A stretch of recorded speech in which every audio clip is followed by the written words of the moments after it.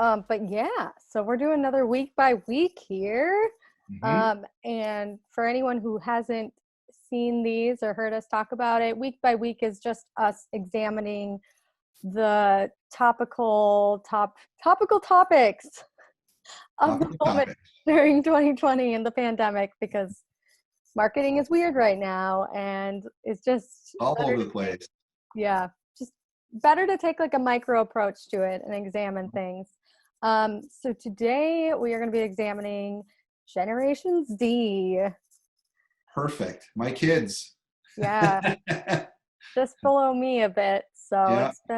it's been interesting reading the research for sure, because it gives you a little more insight. And Yeah. like, I'm on a lot of the platforms they are, but they're even more, I don't know. I don't want to say loud isn't the right word, but they're very comfortable speaking their mind and like playing their part in culture and society, where maybe it's just me, but I'm a little more like, I'll just watch from the stands, cheer you Well, I can on. tell you as a parent, it amazes me how you can tell that they've grown up using phones and stuff the way that, at times I'm still learning, and it's Yeah. just so second nature, I mean, and then just even the social interactions, the what it means when, like on Snapchat, like what it means if you're like, so I have two boys, and there's like these different like phases of a relationship nowadays, and then it's the way they describe them, how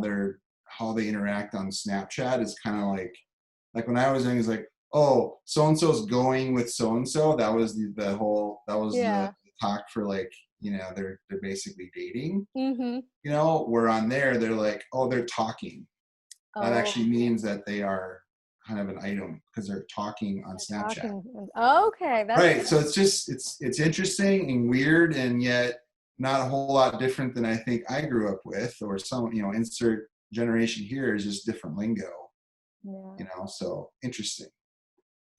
It's just I don't know. I always have to think about what this whole scenario right now would be like if it was 20 years or 30 years before, when the internet was hardly a thing, and social media didn't exist, and Right. you just would have been like, I guess we're writing letters, or Yeah. or maybe it would have pushed us to this point way faster that we're at now. Maybe. So Yeah.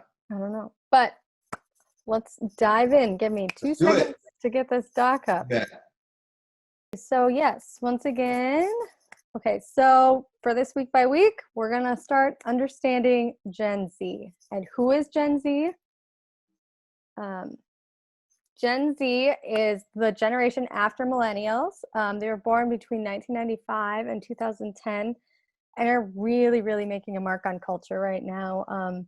So one of the biggest things, to talk to them and get your marketing out to them in a way that actually, speaks to them, you kind of have to understand them and speak their language.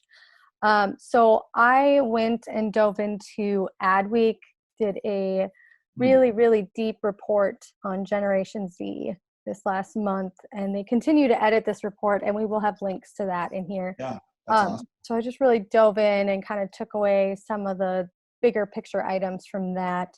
There's so many things we could touch on, so this is very much surface level, but feel free to ask us any questions. We're always happy to discuss. So one of the first things I want to touch on with this is, type their language. These kids, and I shouldn't say kids, young adults. I'm sure that's what they want to be called, and that's what I would have wanted to be called at that point. So these young adults, they have their own lingo and their own communication style, just like every generation does. I feel like this one's even more different than even like probably millennials were to Gen Y, who was before us, Oh Gen yeah. X. Right. Millennials, Gen Y, yeah, Gen Z. Yeah, you're right. Yep. Yeah. So, um, they're so social media savvy, and that is where they live and breathe, especially these days. So getting to know how they speak on those forms, they're using memes and quick videos to get across messages and GIFs. And another way that they're really communicating with text, and text language is they're using like the text itself to build like an image or a GIF or a kind of a meme, I guess I'd call it, Mm-hmm. um, in a way that conveys a message, but it's really creative. And if you give me 1 second, the example they brought up in the document was the New Jersey government and how they're doing a really good job of kind of putting out important messages in a way that Gen Z actually wants to consume it. So one of these examples is like, see if you can see it. Does it work? I kind of see it. You kind of see? I feel like there's a reflection of the screen. Let's see if we can do this well. So if you see that little like house creation they made with the message, of course my phone did that. Well, when we publish this, we'll actually put a larger image of that up on the thing. Yeah. That'll work. So I've just noticed those like text image combinations playing out in comment sections, and they're really fun, and they're like just a cool way to like communicate and do it in a unique way that stands out. So just thinking about when you are talking to this audience, just really do your homework or work with someone who's done their homework, because they're going to see through just, a line of text. It's got to have that extra thing to really get them to pay attention and really sound like them, if that's the generation you're trying to speak to. Mm-hmm. Speaking of this and speaking of memes, make your marketing meme worthy. So how can you use your communications beyond your paid media and social posting? Like, you got to make it memorable and you got to make it visual. A really good example of what we're talking about here is Captain Obvious from the Hotels.com campaign, because when you see him, you know what he stands for. And one of the things that this team has done really well is they've created GIFs of this character and put it out there for the world to play with. And they've just made a very distinct character that gets the message across in 1 second and is in your mind. But they also made it something that, this generation can like own and like use. One of the really big things about Generation Z is they just really like to create the culture themselves. They don't like to like borrow. They want it to be like theirs. So when you do stuff that they can kind of play with and make their own, that's really awesome. So just a good example of this is like when you are making, planning a video campaign, think about those single images that you can capture, or those like GIF possibilities or little sound bites with visuals that, are your brand and convey your message, but also, maybe they have a double meaning for people that they could use in everyday life to send a quick message. So you become a part of that culture and live beyond, just your media spend.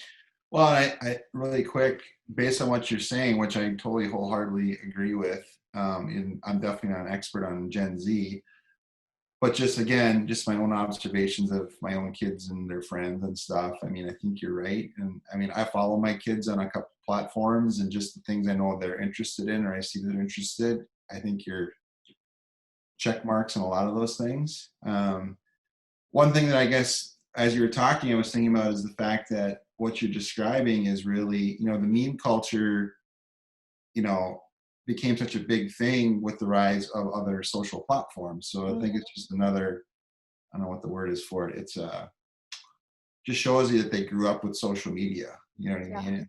That's their playground. That's where they're going to get their news. That's where they're going to get their marketing mostly. They're not, my kids don't watch TV much. They'd rather, if they watch TV, it's because they're streaming something on a TV, but most of the time they're watching something on a platform. So, so that's interesting. Yeah, it's almost like the TV is the platform to consume the, the internet or the social media or the streaming service versus I'm watching TV. It's just like, no, I'm watching this on the TV. Yeah. To them, it feels like. Wi-Fi, as we've all grown accustomed to being such a lifeline, but for them, like that's like, oh my God, if the Such Wi-Fi, a lifeline. my life is over. Yeah. You know what I mean? So I don't know, luckily my Wi-Fi has been pretty good here at my house, but there's been times where it's been down and it's just like DEFCON 3, right? Like, oh my God, the Wi-Fi is down. What? Yeah. So anyways. Yeah, and actually speaking of this, and I think I sent this article to you guys, but there was an article recently because just this week, Quibi, that streaming platform, like the miniature, it was, I think, just like 6 minute or a little bit longer little shows or entertainment that you're supposed to be able to just watch on your phone. Right. It's announced that it was closing its doors. Mm-hmm. It's this week, and Never really caught on, or I don't know if COVID got to it. I didn't read a ton about it, but yeah, so the article kind of went into and talked about how, and I can make sure we have the link, yeah, give them credit for this, but they was talking about how Quibi acted like old TV versus TikTok, which TikTok is a lot more about, this creation, like letting the culture itself create what it wants to watch, where Quibi kind of just delivered what, the directors and your like mainstream media was putting out already. So there wasn't anything to like grab attention. And one of the biggest things it talked about is you couldn't screenshot things from shows. And so there wasn't that shareability. You couldn't comment on things. So just remembering, like, whatever you do, make it as interactive as possible, and let, it's like, obviously it's hard for someone with a brand because you're nervous to like let people outside the brand have control of the brand, and like, what are they going to go and run with it? Is it going to be negative? Right. But that's, that's part of our job, is building a brand that is already associated with being like a positive message, and then putting the materials out in the world for the consumers to convey that message as well. Right. So yeah, just really interesting to watch those two platforms, and why one went a little more, it was untraditional in its own way, but it was still putting out traditional media, and that seemed to be its downfall. But just, things to think about.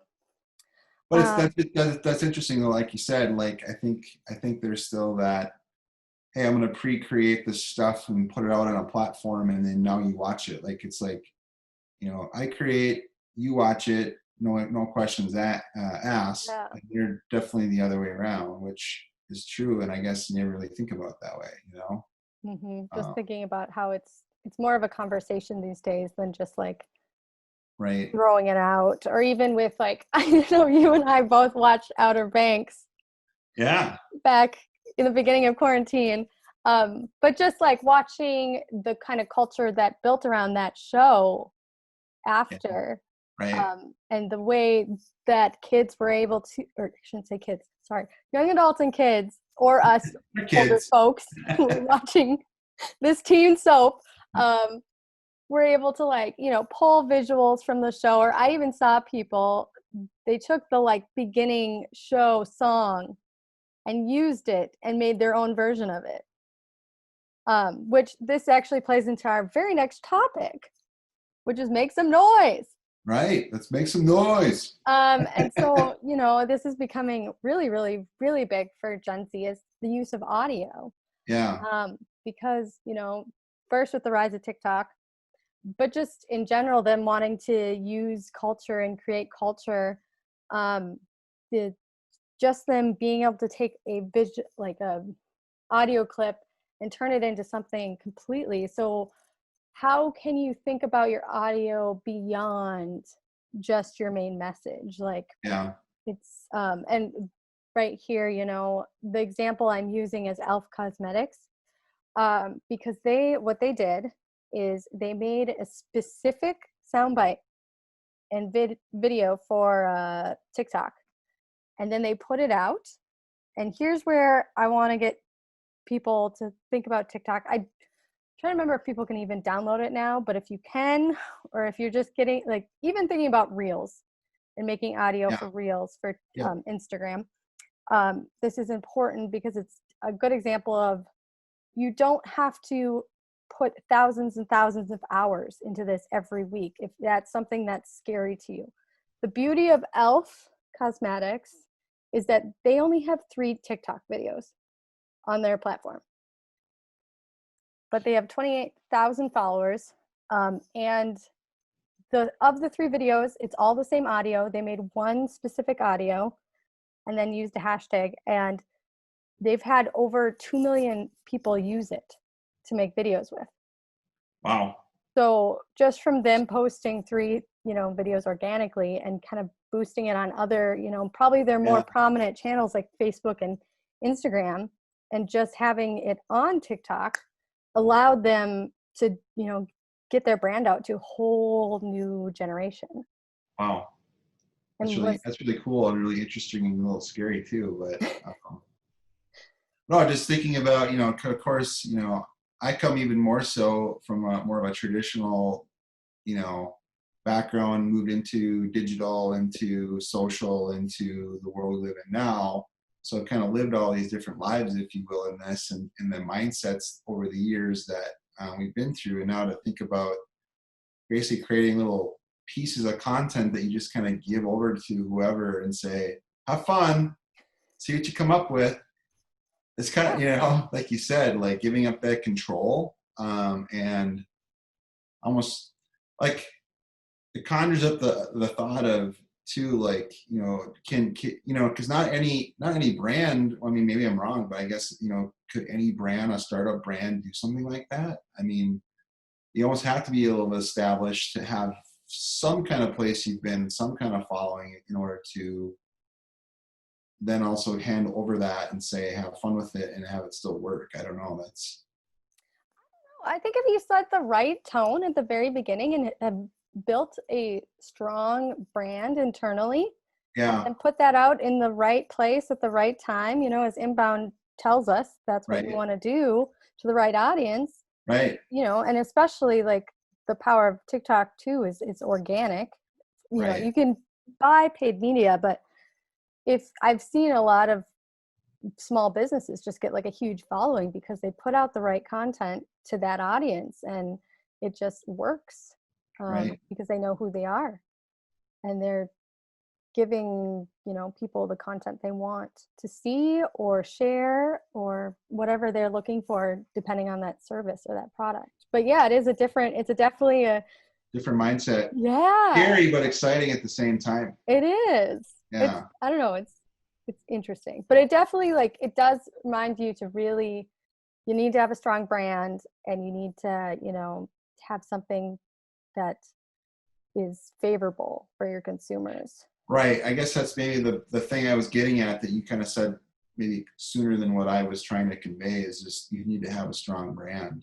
Mm-hmm. Maybe not necessarily one that's been established, but it has to be strong in order to allow that to happen. Mm-hmm. And I think this really feeds into like our next topic, which is, you want to be valuable. Yep. And this really, if you want those positive vibes and people to make positive things about you, this is having like, supporting things that Gen Z supports and believes in is really going to go a long way. These guys have, they are very open and talkative about what they stand for and what they believe. And the more you can attach to those things and support those things with your brand and show them that, the more, positive interactions you're going to have with them, and the more they are going to push your brand organically for you. Sure. So, in the report, they were talking about with Gen Z, their 4 biggest values right now is human rights, environmental protections, political reform, and education for all. And this kind of reminds me of the week by week we did a little bit ago about, despite the pandemic, when Gen Z was asked what's the biggest thing they worry about, it was the environment. Yeah. Because they're thinking in these longer term, and obviously they're younger, so they're a little less worried about, a virus, for the good and the bad right now. Right. But just to think about what they value and how you can become part of that conversation or support that conversation. So And another part of this, speaking of the pandemic, is in a way to be valuable and find value for them. A lot of people are feeling, isolated, or their mental health has has gone down during this time, which, is unfortunate. So if you can find a way as a brand to connect them with the people they love or build a positive experience, that's a really, really powerful way to, like, as the kids would, no, I don't want to say the kids, dang it, I'm going to get yelled at. Kids. The young adult, as the Gen Zers would say, it lives rent free in my head. That is your goal. It's the saying. You're what you bring up too with the pandemic, but it's true, as far as the mental health part, whatever, but like what I've also noticed about them is they're a lot more resilient than you give them credit for. Like with the pandemic, like again, and I'm using my sons as so my oldest son is a freshman in college. He graduated in 2020. My youngest is a sophomore in high school, and so definitely both in the middle of Gen Z. And they think they think it sucks just like everyone else does. But I just think about like even like my oldest, and the stuff he's had to miss out. And even my youngest now, I mean, there's a lot of stuff that he's missing out on his high school experience just because, we can't have dances, you can't have all those traditional things, you can't go to football games, you can't, it's, insert thing here you can't do right now. But, of course I know that they would like to be doing those things, but yet when it boils down and I talk to them about it, they understand that they just, why they can't. And I don't know, they just seem to kind of be resilient about it all. They just kind of take it in stride and just know that at some point it'll be over, and they're just kind of living with it like everybody else is, Yeah. So it's just funny that to me that they kind of have this inner resilience that at least that I've seen, and not just with my own kids, but like their friends and stuff too, and that's quite refreshing, so. Yeah. That's awesome. Yeah. They're cool. I'm very impressed by them. I'm also terrified of them, but Yeah. I think they're going to bring a lot of cool changes in the future and really, drive a lot of the cultural shifts that are coming. Right. No, that's good. Yeah. But just, that is what I have on that. Let's see. Yeah, this is just a Zebra IQ, the report that all of this came through. We'll have that link to it. Yeah. Yep. Super awesome article. And it seems like they're going to keep updating that. So I guess in the future, we could also probably have another conversation about this whole thing and see what's changed. Because the whole reason for this whole thing is every week is different. So we'll see where we are. So with all that said, what I was going to get to and ask you is, this is great. And I think this is, regardless if we had a pandemic or not, this is stuff that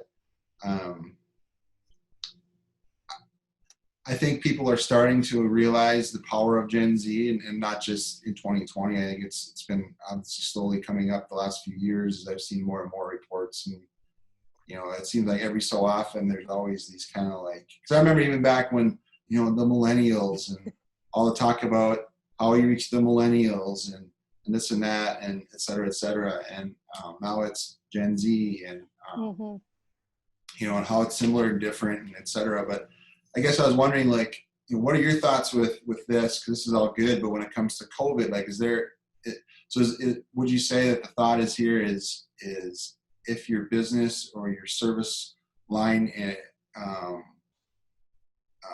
well, I shouldn't say if they are. I mean, I think you definitely, because of where they're at in their lives, they are definitely a market you need to be aware of. How are you saying then that we need to market them? You're just saying with these things, there's things to keep in mind if you need to market to them directly. Yeah, I think this, after looking it over, is when you start marketing to this population, you really have to rethink the whole marketing model. That especially the traditional, like, it's not like, we know, like, even beyond doing Instagram and Facebook is almost feeling like that's a traditional marketing tactic now. And it's like, no, you got to push your boundaries even more and get onto these even more diverse platforms. Or if you're going to be on these platforms, you got to, even if you don't get on TikTok, you need to understand how the conversations are happening on that Yeah. platform Yep. to make your marketing look and feel like something that someone in their generation would actually do or make or think. Right. And so they actually relate to it. You know, one thing too with them, and maybe this is, you could maybe say this about maybe others, but I think I've also noticed this too in comparison to other generations, is they're also kind of a moving target a little bit in that, you know, they were kind of the ones that really made Instagram go, you know, and then they jumped ship. Not that they shouldn't say that, they're still on there, but like, then they moved on to Snap, you know, and then when that started to kind of get a little bit, and again, they still use that a lot, at least again, and I'm going to use what I know. I could be totally off here, but I think of my kids, and they still use Snap from that everyday kind of, just, you know, what I use texting for with, you know, whatever, they're using Snap still. Yeah. That's how they talk, you know, that kind of middle thing, you know, the middle ground, the everyday stuff.